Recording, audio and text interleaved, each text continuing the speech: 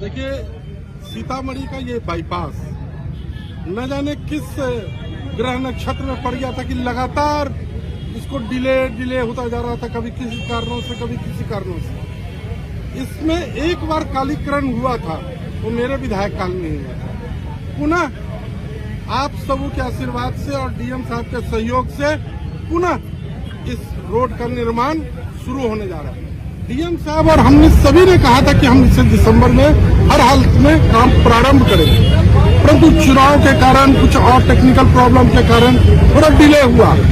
मैंने अपने रिजल्ट के दिन कहा था 31 मार्च, आज 13 मार्च, 18 दिन बिफोर कार्य प्रारंभ हो रहा है। इसमें सबसे बड़ा योगदान डीएम साहब का है, एक्जीक्यूटिव इंजीनियर साहब का है। इसमें आने वाली सारी बाधाओं को इन लोगों ने प्रयास करके, मेरे द्वारा मंत्रालय में प्रयास करके इस बाधाओं को दूर की गई और आज ये कार्य प्रारंभ हुआ है। डीएम साहब ने बताया है गौशाला चौक से खैरवा वो भी अप्रैल में स्वीकृत हो जाना है, ये ऐसा सुनिश्चित है।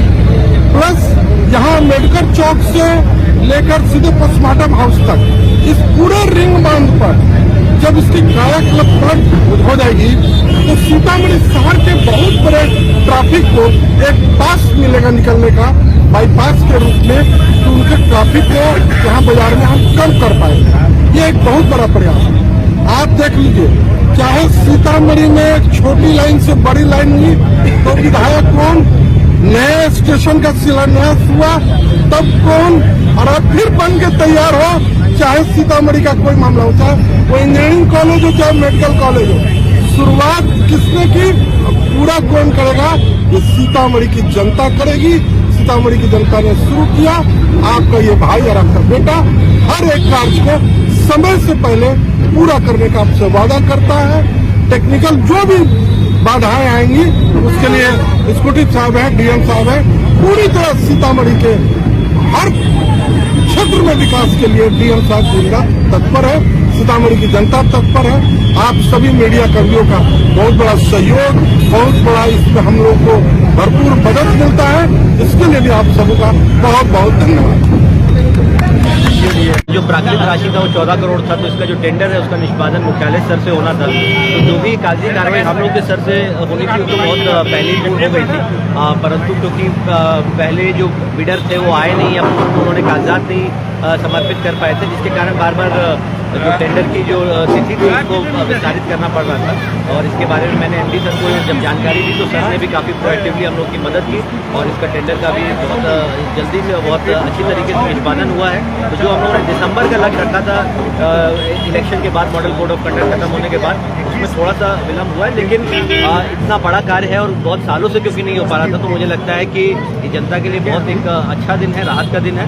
और साथ ही साथ ये जो हमारा ओल्ड पोस्टमार्टम हाउस या अम्बेडकर चौक तक 2.16 किलोमीटर की रोड है, इसमें 650 मीटर हमारा पीसीसी भी है, जो हमारा बीच में आवासीय जो रिहायशी इलाका आता है और बाकी बिटुर्मेंस है। अब यहाँ से भी हम लोग का दूसरा जो रोड है यहाँ से अम्बेडकर चौक से कपरौल गुमटी, वो भी अब प्रक्रियाधीन है, उसका भी टेंडर जल्दी निष्पादित होगा, इस पर भी कार्य लगेगा।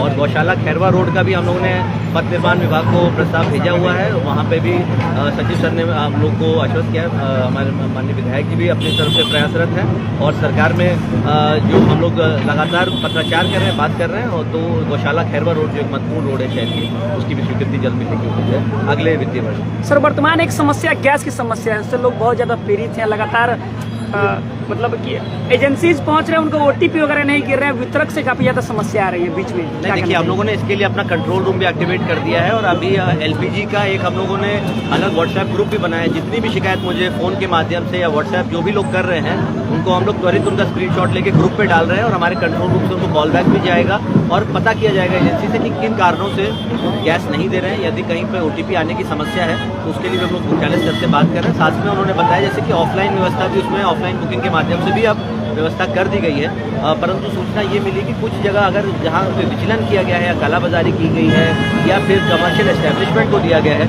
उसके लिए हम लोग जो उपभोक्ता जो है जो कि है उस पर भी लगातार छापेमारी कर रहे हैं। कहीं अगर अवैध भंडारण की सूचना मिल रही है या क्योंकि हम लोग की अंतर्राष्ट्रीय सीमा है तो जो नेपाल के सटे इलाके हैं वहाँ पे एसएसपी को भी हम लोगों ने सतर्क कर दिया है कि किसी भी प्रकार से जो गैस सिलेंडर यहाँ से बाहर नहीं हो, और जो ये छोटे गैस जो 5 kg वाले यूज़ किए जाते हैं, इसकी अवैध रिफिलिंग की जाती है, इस पर भी कठोर कार्रवाई करने के लिए हम लोगों ने निर्देश दिया है। तो हमारे एसडीएम, सभी बीडीओ, सभी एसएचओ, सभी एमओ, सबको पूरा सुबह से ही हम लोगों ने एक्टिवेट कर दिया। सुबह 6:30-7 बजे से ही सब लोग लगे हुए हैं। एक एक व्यक्ति का कॉल रिसीव करना है, हर व्यक्ति की समस्या का निदान करना है, और बिल्कुल हम लोग स्पष्ट रूप से फिर से ये कह रहे हैं दावे के साथ कि कहीं पर भी स्टॉक की कोई कमी नहीं है। अभी कल ही 11,000 की जो हमारी दैनिक मांग है उसके विरुद्ध 20,000 सिलेंडर थे।